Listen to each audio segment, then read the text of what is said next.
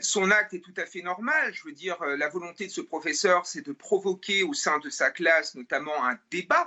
Il n'a absolument rien fait de mal. Il a juste montré des caricatures, notamment pour susciter le débat auprès de ses élèves. C'est ce qu'on nous demande de faire, notamment au sein de l'enseignement civique et moral. Et de manière plus générale, en effet, moi je suis professeur d'histoire-géographie. J'enseigne une matière qui est excessivement compliquée puisque j'aborde des sujets comme la Shoah, j'aborde des sujets comme le conflit israélo-palestinien, comme la naissance de l'islam, comme la naissance du judaïsme. Et c'est vrai qu'on a de plus en plus de problèmes, notamment pour faire passer les connaissances qu'on nous demande de faire passer. D'ailleurs, le rapport Aubin dont je parlais montrait déjà en 2004, parlait déjà d'une théologisation, notamment de l'enseignement, où les enseignants étaient obligés de mettre en avant le Coran pour justifier les disciplines qu'ils transmettent. En 2012, vous avez l'ancien ministre de l'Éducation nationale, Vincent Peillon, qui avait parlé, pourtant un ministre socialiste, qui avait parlé notamment de ces disciplines qu'on ne peut plus enseigner. La vérité, c'est qu'aujourd'hui, au sein